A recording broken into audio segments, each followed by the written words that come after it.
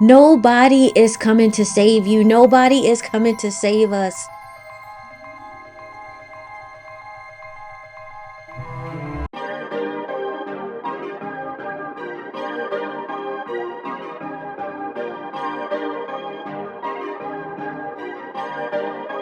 Perfect. Perfect. Perfect. Nobody is coming to save you. There. I said it. I didn't want to say it. Nobody is coming to save you. Nobody is coming to save us except for God.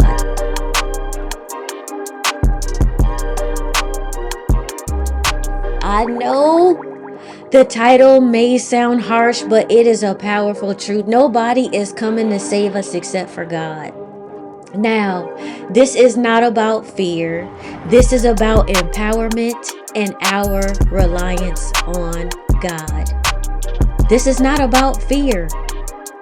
This is about how we need to rely on God. Our scripture for today is coming from James chapter 2, verses 8 through 9. And it reads, "Yes, indeed. It is good when you obey the royal law as found in the scriptures. Love your neighbor as yourself. But if you favor some people over others, you are committing a sin. You are guilty of breaking the law." And what resonates with me about this scripture from James chapter 2 is that it is teaching us to love our neighbor as ourselves. And our neighbor is not always necessarily our next door neighbor in our neighborhood. Our neighbor may be someone we pass by at the local grocery store. Our neighbor may be the person sitting next to us at work. Our neighbor may be a foreigner. Our neighbor may be just a random person. Our neighbor is other human beings. And it says, if you favor some people over others, you are committing a sin. And this scripture this week has been weighing heavy on me because of something that I encountered as I was reading this week. And I came across a memorandum on the White House's webpage. And this was just something I read as I was catching up on my news reports.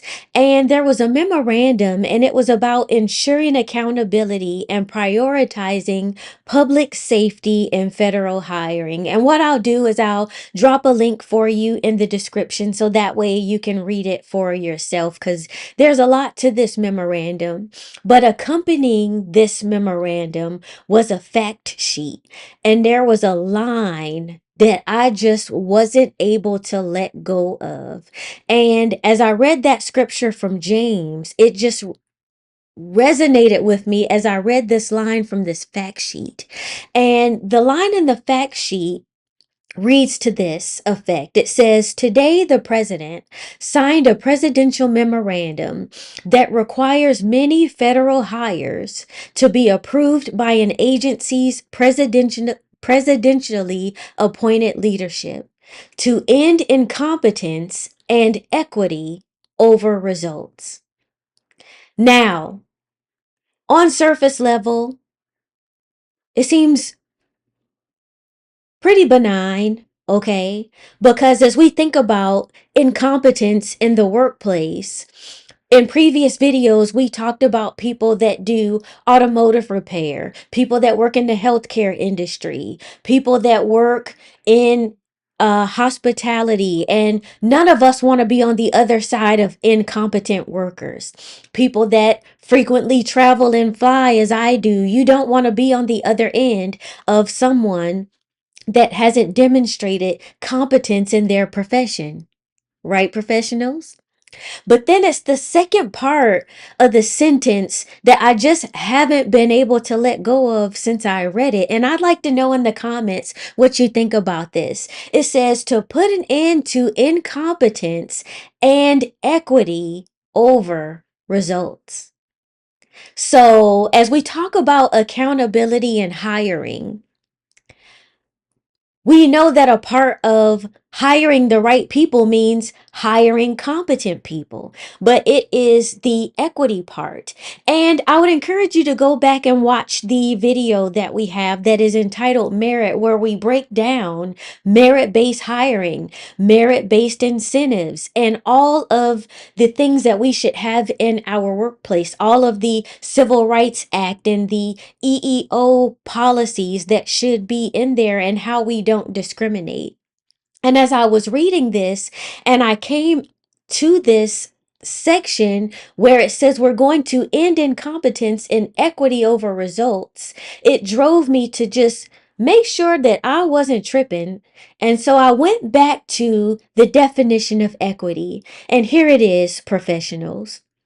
It is the quality of being fair and just, especially in the way that takes account of and seeks to address existing inequalities, which means fairness, justness, justice, equitableness, impartiality, lack of discrimination, as we talked about in that merit video, based on bias, prejudice, bigotry, being honest, having integrity. Those are all the things that we seek to have a healthy workplace climate. Correct, professionals? That's what I thought. So, as I was reading this memorandum and its accompanying fact sheet, it just stuck with me. And I was just in the mind that nobody is coming to save us. And today, I just want to talk to you about the importance of us owning our career path and navigating economic and policy changes and our empowerment through initiative, and also the importance of power of community and collaboration. So it doesn't escape us, professionals, all of the things that we have to encounter on a day-to-day basis. And this word is for employees and leaders at all levels. So our growth, of course, as we all know, is not dependent on any external factor, but our own actions and how we move in the world. And continuous learning, as we talk about lifelong learning, is vital as we adapt to economic shifts. And as we talk about navigating economic and policy changes, it's important for us to acknowledge the uncertainty in today's economy and government policies. And that's one of the reasons why I like to go to, the White House website. And I'm always encouraging you to go to the Department of Labor and the U.S. Bureau of Labor Statistic. And I'm always giving you those resources, and I'll drop a few of those in the description for you today.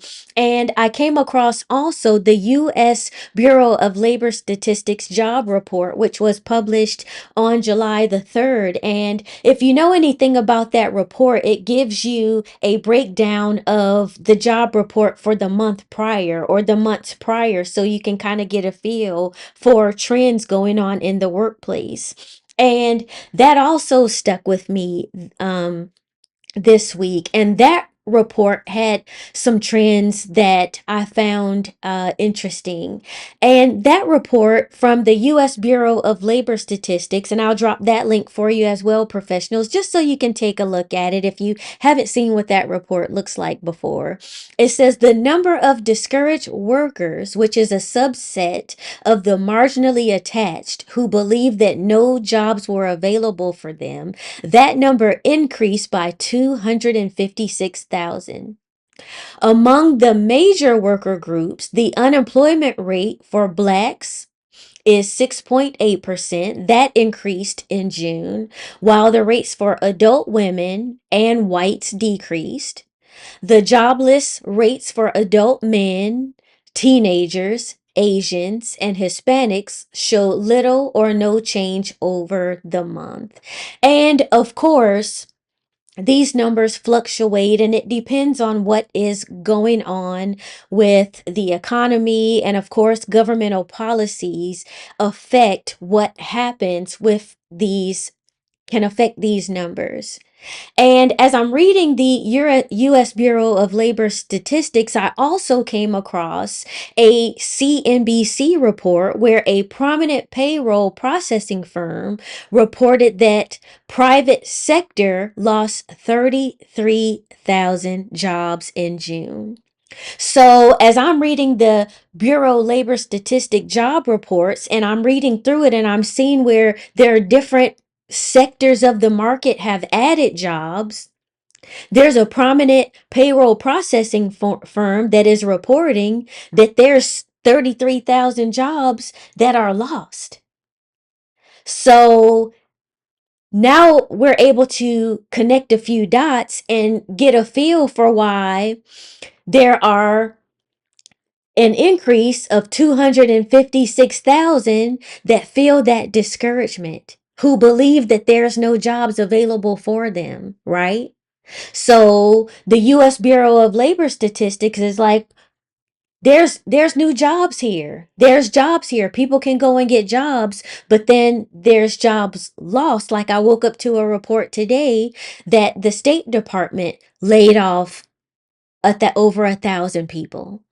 And so, we can get caught up in the math, but at the end of the day, it is important for us to just make sure that we have that adaptability that Dr. Burks and I talked about, because, while all of this is going on in the news, and while we're just, even as this is happening in the background and we're contending with life, NVIDIA, who is a world leader in AI and computing, became the first $4 trillion company. Can you believe that?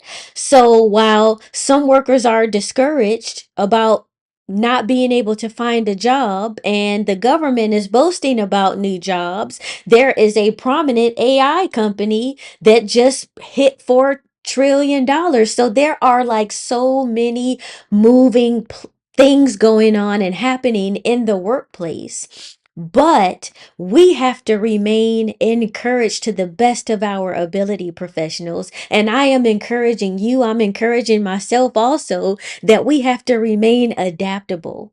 Flexibility isn't just a skill, it is a mindset. Let me say that again.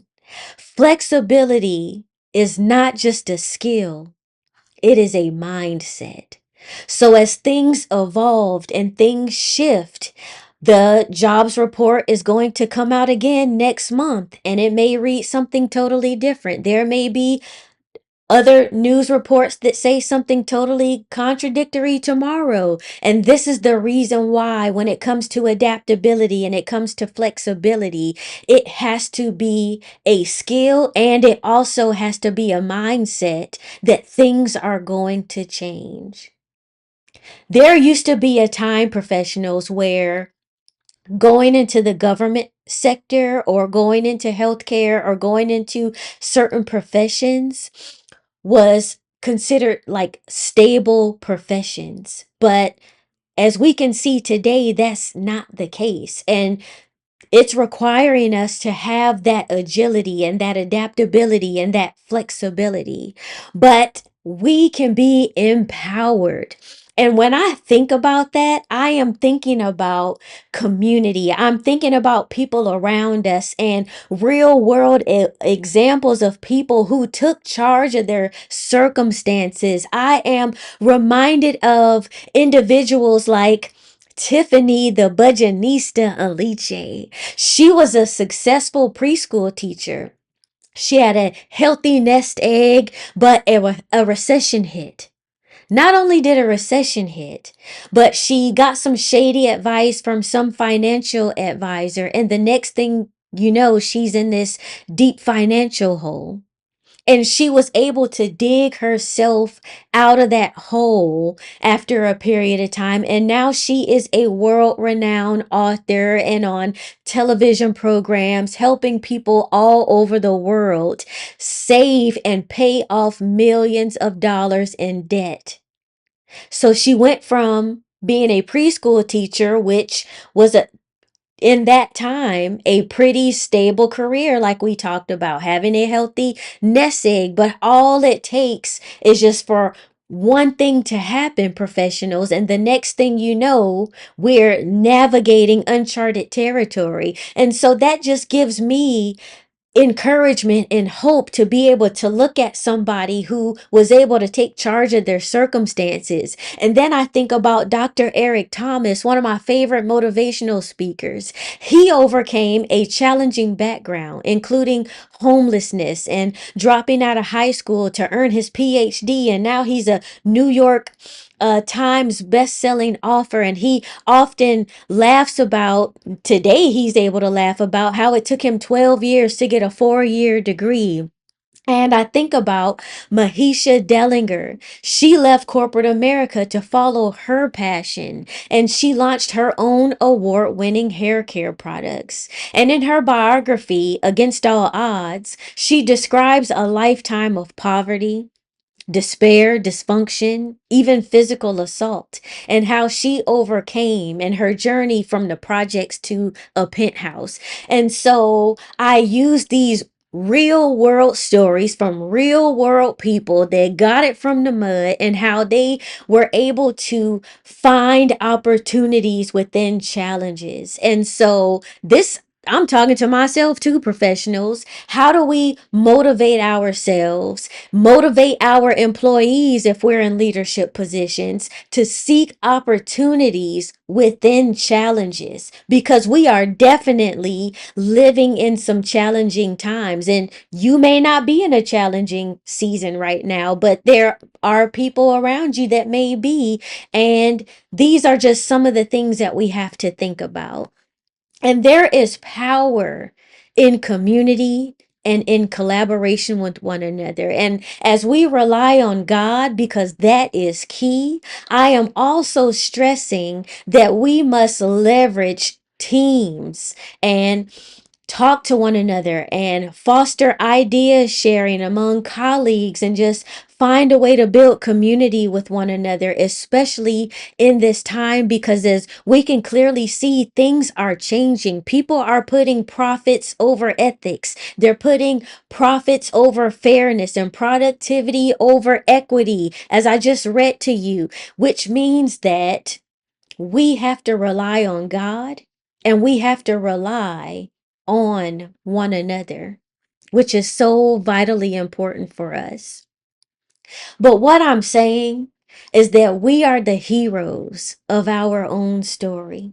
And what I would challenge you to do is to put some work with your faith, because I know you have faith professionals, is to take one step.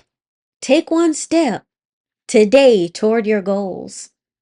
Take one actionable step toward your goals, because your future isn't waiting. It is being built right now. And what are some things that we can do right now?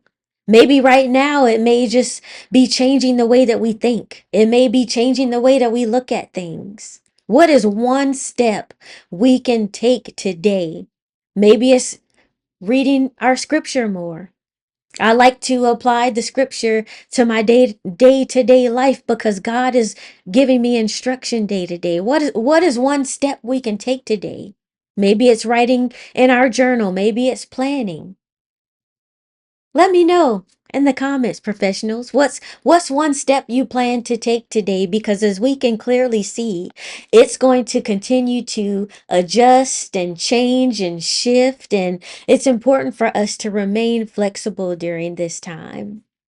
But I would like to encourage you to encourage yourself, encourage others, and as always, Perfect. be professional.